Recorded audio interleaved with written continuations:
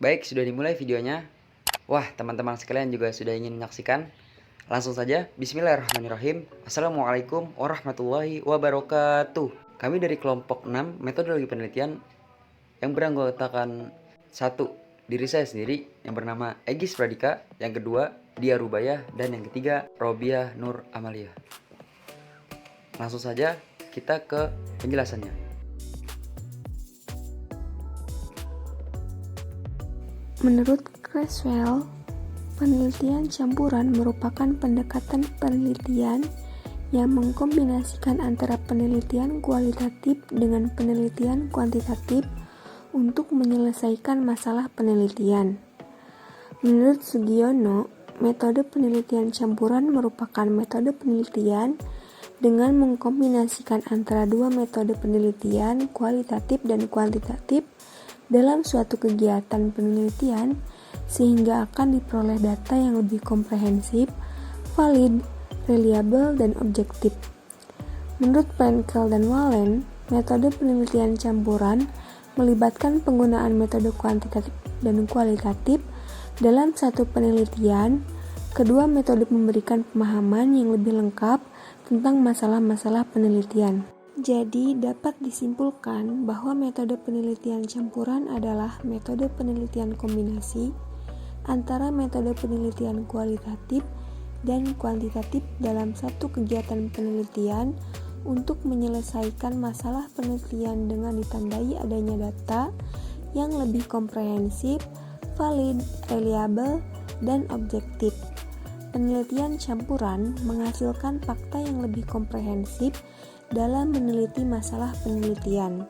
Hal tersebut disebabkan oleh kebebasan peneliti untuk menggunakan semua alat pengumpul data sesuai dengan jenis data yang dibutuhkan, sedangkan kuantitatif atau kualitatif hanya terbatas pada jenis alat pengumpul data tertentu saja. Penelitian metode campuran sudah dikenal sejak tahun 1950-an ketika Campbell dan Piske menggunakan metode multimetode dalam kebenaran watak-watak psikologis. Lalu mereka menggunakan multi-approach dalam pengumpulan data penelitian. Berawal dari sinilah banyak peneliti yang menggunakan metode ini. Seperti tahun 2003, diterbitkan Handbook of Mixed Method in the Social and Behavior Science Tashokori and Tidal, dan juga terdapat di dalam jurnal seperti International Journal of Social Research Methodology, Qualitative Health Research, Quality and Quantity, dan lain-lain. Penelitian metode campuran ini lebih sering digunakan dalam bidang humaniora.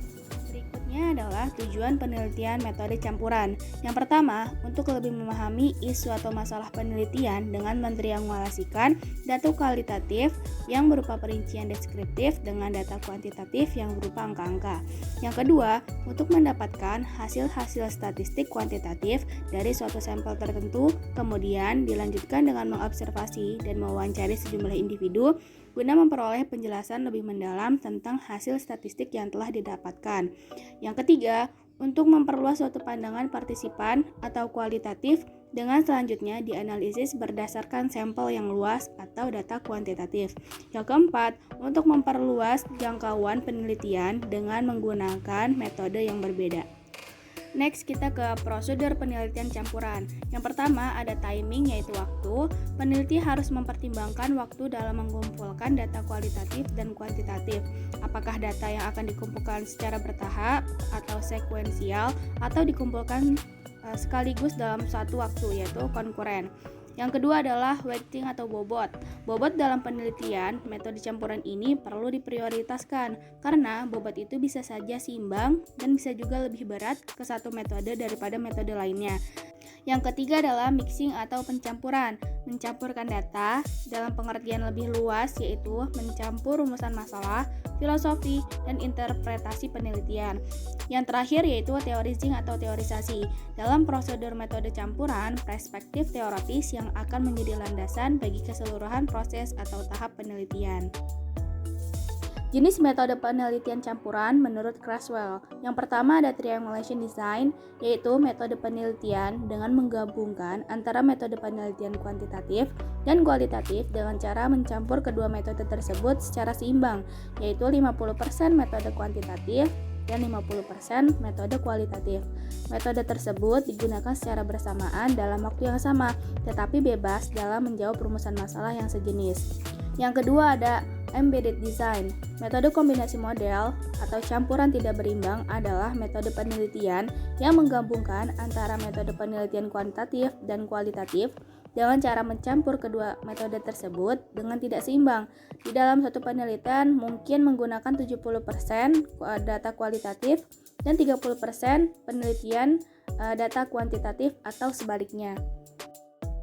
Lalu yang ketiga ada explanatory design, yaitu metode penelitian kombinasi yang menggabungkan metode penelitian kuantitatif dan kualitatif secara berurutan, yang dimana pada tahap pertama penelitian dilakukan dengan menggunakan metode kualitatif. Dan yang terakhir adalah exploratory design.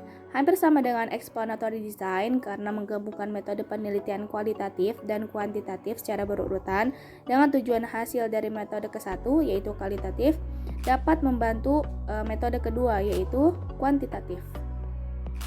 Penelitian campuran memiliki karakteristik yaitu 6. Yang pertama yaitu diagram prosedur.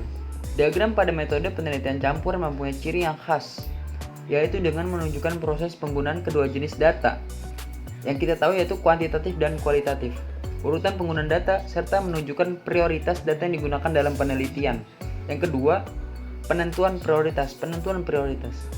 Prioritas yang ditentukan pada data yang diperoleh dalam penelitian campuran tergantung pada tujuan penelitian yang akan dilakukan.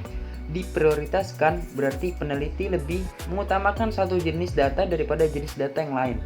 3. Memberikan dasar pemikiran untuk desain campuran.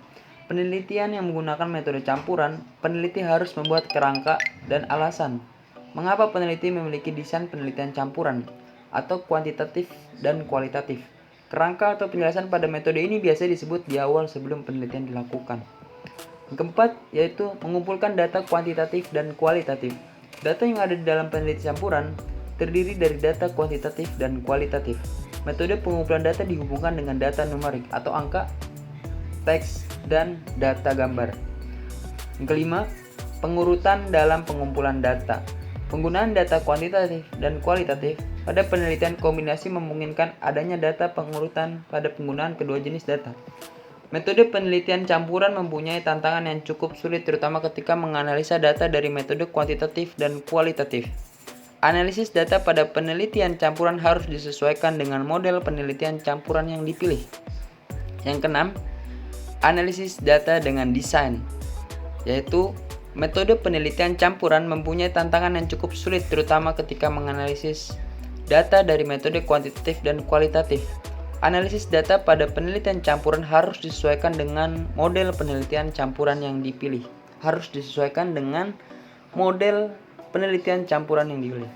Lanjut, menurut Creswell, kelebihan penelitian campuran adalah sebagai berikut. Berikut adalah kelebihan-kelebihannya, teman-teman. Ada 5. Yang pertama, menghasilkan fakta yang lebih komprehensif dalam meneliti masalah penelitian. Karena peneliti memiliki kebebasan untuk menggunakan semua alat pengumpul data sesuai dengan jenis data yang dibutuhkan. Sedangkan kuantitatif atau kualitatif hanya terbatas pada jenis alat pengumpul data tertentu saja. 2. Dapat menjawab pertanyaan penelitian yang tidak dapat dijawab oleh penelitian kuantitatif dan kualitatif. Contoh, apakah pendapat partisipan yang diperoleh dari wawancara dan hasil pengukuran dengan instrumen tertentu harus dipisah? Nah, pertanyaan inilah yang akan dijawab oleh mixed method atau penelitian campuran research, bahwa alat pengumpul data tidak hanya terbatas pada satu alat saja, apa yang dapat menerangkan atau memperjelas hasil penelitian kualitatif. Mixed method research menjawab, data kualitatif menerangkan atau memperjelas hasil penelitian kuantitatif. 3. Mendorong peneliti untuk melakukan kolaborasi yang tidak banyak dilakukan oleh penelitian kuantitatif maupun kualitatif. Kolaborasi dimaksud adalah kolaborasi sosial, behavioral, dan kolaborasi humanistik. 4. Mendorong untuk menggunakan berbagai pandangan atau paradigma. 5. Lebih praktis, karena peneliti memiliki keleluasan menggunakan metode untuk peneliti masalah. Kelemahannya, di sini terdapat kelemahan ada 2, teman-teman. yaitu dibutuhkan pengetahuan persyarat yang baik dan mendalam terkait dengan metode kuantitatif serta kualitatif. Karena keduanya digunakan dalam suatu penelitian, jadi kita harus memiliki suatu dasar kuantitatif dan kualitatif terlebih dahulu.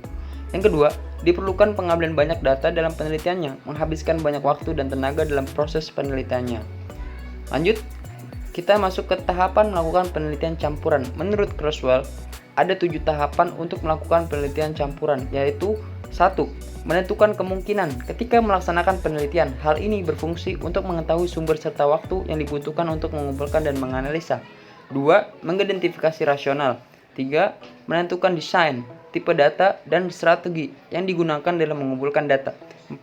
Membuat pertanyaan penelitian kuantitatif dan kualitatif secara spesifik. 5. Mengumpulkan data. 6. Menganalisa data. Dan 7. Menulis laporan.